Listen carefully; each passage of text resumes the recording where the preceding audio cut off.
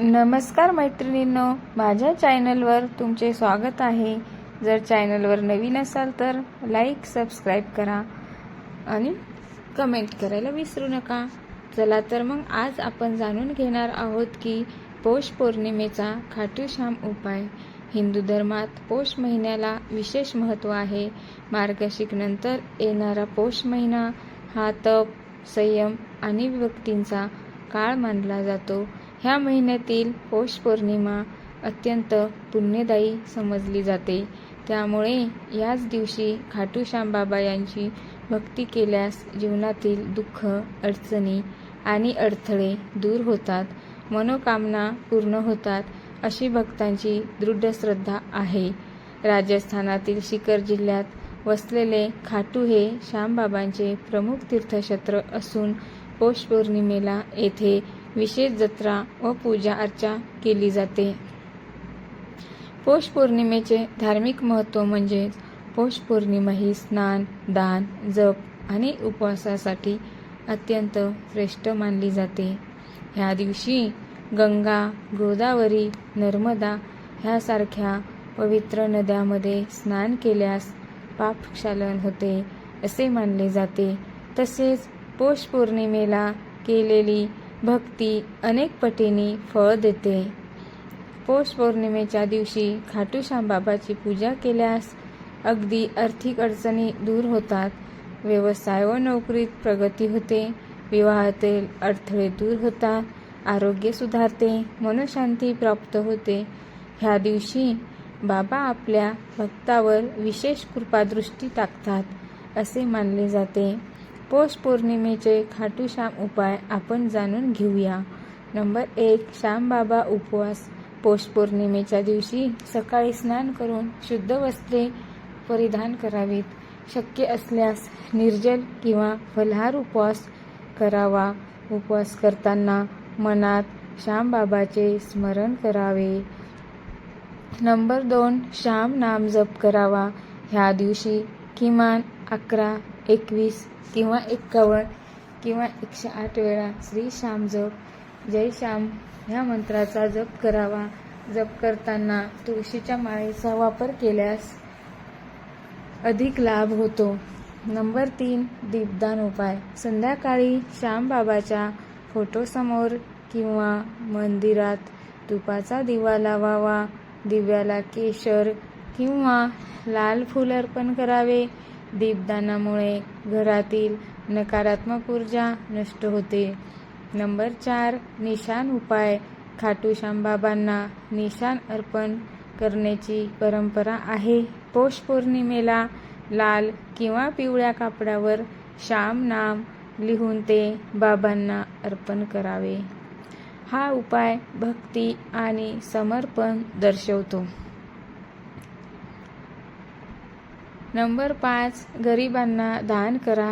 ह्या दिवशी अन्न, कपडे, धान्य किंवा पैसे याचे दान करणे अत्यंत पुण्यदायी मानले जाते। शक्य असल्यास गायीला चारा किंवा गरजू व्यक्तीला अन्नदान करावे।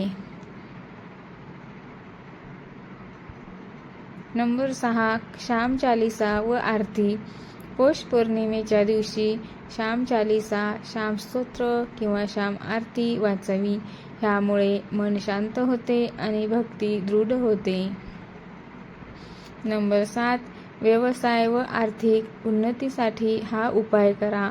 पौष पौर्णिमेला पिवळ्या वस्त्रात साखर, चणे व तुळसपत्र ठेवून श्यामबाबांना अर्पण करावे। नंतर ते प्रसाद स्वरूपात घरात ठेवावे। यामुळे आर्थिक स्थैर्य मिळते असे मानले जाते। नंबर 8, विवाह अडचणीसाठी उपाय। विवाहात अडथळे येत असतील तर पौष पौर्णिमेला श्यामबाबांना पिवळी मिठाई व फुले अर्पण करून मनोभावे प्रार्थना करावी। त्या विवाह होण्यास मदत होते। आरोग्यासाठी उपाय। आरोग्य चांगले राहण्यासाठी श्यामबाबासमोर धूप दीप लावून आरोग्य प्रार्थना करावी। श्यामबाबा माझे रक्षण करा अशी श्रद्धेने विनंती करावी। श्यामबाबा श्याम बाबा माझे रक्षण करा अशी श्रद्धेने विनंती करावी. श्याम बाबा रक्षण करतील. नंबर 10 खाटू श्याम दर्शन. शक्य असल्यास खाटू श्याम दर्शनाला जा. शक्य असल्यास पौष पौर्णिमेला किंवा त्या काळात खाटू श्याम मंदिराचे दर्शन घ्यावे. दर्शन नसेल शक्य तर घरातच श्रद्धेने पूजा करावी.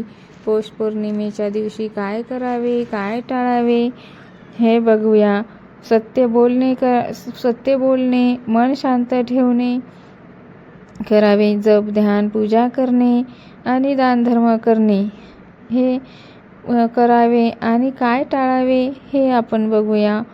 पौष महिन्यामध्ये राग, द्वेष, मत्सर आणि मांसाहार व मद्यपान, खोटे बोलणे, नकारात्मक विचार हे अपवित्र वर्तन आहे.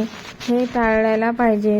हे श्रद्धा आणि अनुभव. अनेक भक्त सांगतात की पौष पौर्णिमेला खाटू श्याम बाबांची भक्ती केल्याने त्यांच्या जीवनात चमत्कारिक बदल झाले आहेत. काहींना नोकरी मिळाली, काहींचे विवाह झाले, काहींचे आरोग्य चांगले झाले, तर काहींचे सगळे काम ही सर्व कामे झाले. ही सर्व फळे श्रद्धा, संयम आणि भक्तीमुळेच मिळतात. पौष पौर्णिमा आणि खाटू श्याम बाबा यांचे नाते अतूट आहे. ह्या पवित्र दिवशी मन, वाणी आणि कृतीने शुद्ध राहून केलेली भक्ती निश्चितच फळ देते. उपाय हे केवळ माध्यम आहेत.